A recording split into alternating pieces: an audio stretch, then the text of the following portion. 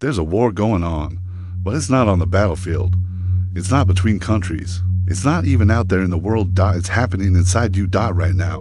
The war is between your thoughts, between the life you live and the life you dream of, between the weak voice that says I can't and the strong voice that whispers I can. And in this war, the most powerful weapon is not your body, it's your mind. If you don't control your mind will control you.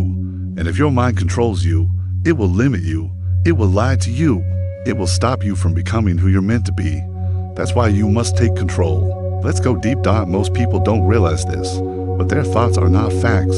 Just because your mind tells you you're not good enough, you'll never make it, others are better than you, doesn't mean it's true. Your mind repeats what it's heard over time, from your environment, from your past, from your fears. But your mind isn't your master. It's your tool. You are the operator. You are the leader. Think about this. You don't always choose what thoughts pop into your mind, but you can always choose which thoughts to believe. And that choice is everything. Let's say you wake up and think, today's going to be a bad day. That one thought can change your whole mood, your energy. You walk slower.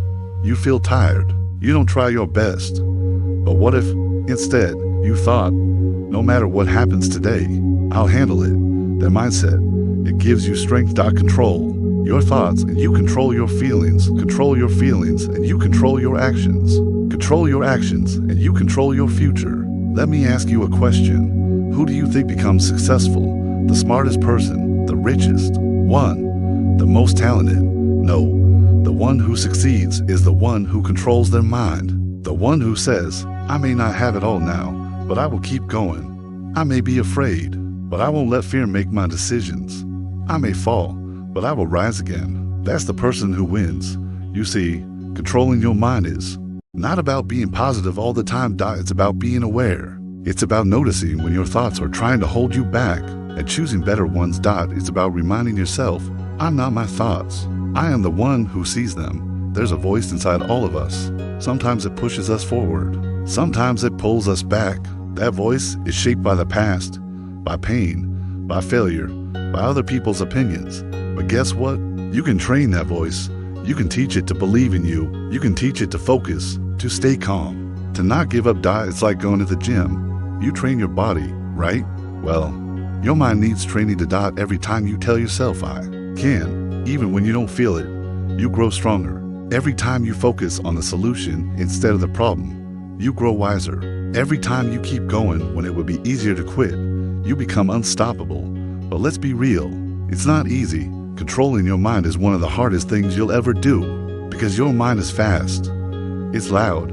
It's sneaky. It will give you excuses. It will try to protect you. It will tell you that comfort is safer than growth. But growth never lives in comfort. You've got to face the discomfort. You've got to feel the fear and do it anyway, because every time you do, you're taking back control. You're taking the wheel. You're telling your mind, I'm not here to survive. I'm here to thrive. Look at the most successful people in the world. They're not perfect. They've failed. They've struggled. But they mastered one thing, their mindset. They wake up and direct their thoughts like a captain steering a ship. They say, I choose what I focus on. I choose my response. I choose my story. You have that same power right now. No matter what you've been through, no matter where you are, you can start choosing better thoughts. You can rewire your mind. Maybe you're thinking, it's too late for me. That's a lie. It's never too late to change your mind. And when you change your mind, you change your life. Or maybe you're thinking, I've tried before and failed. So what? Failure doesn't mean you're finished. Failure means you're learning. It means your mind is stretching. It means you're human. But if you keep showing up, keep trying, keep controlling your thoughts, you'll become unshakable. And soon, your mind will stop working against you and start working for you. Let me leave you with this for part one. You don't have to believe every thought you think. You don't have to stay stuck in the same story. You can rise above the noise. You can take the pen and rewrite your life. You are not weak. You are not broken. You are becoming, and it starts by controlling your mind. Asters imagine the people walking through the same storm. One says, this storm will destroy me. The other says, this storm will shape me. Same storm, different outcome because of one thing. Mindset. Life will throw pain at you. It will test you. But if you train your mind, you'll rise. Every time. Let's be honest. Life isn't fair. Some people are born with more money, more support, more connections. But even if you don't have all that, you still have the most powerful thing of all, control over your mind. And that's more valuable than anything else. Think about the moments you gave up, the times you talked yourself out of trying, the days you scrolled for hours instead of doing what mattered. That wasn't because you were lazy or broken. It was because your mind wasn't under control. You were letting your thoughts run the show. But now, you're waking up. You're realizing, I can take the wheel. And that shift will change everything. Let's talk about fear. Fear is the mind's way of keeping you safe. But in today's world, fear often keeps you stuck. Fear says, don't speak up. Don't take that risk. Don't start that dream. But here's the thing. You don't defeat fear by fighting it. You defeat fear by moving anyway.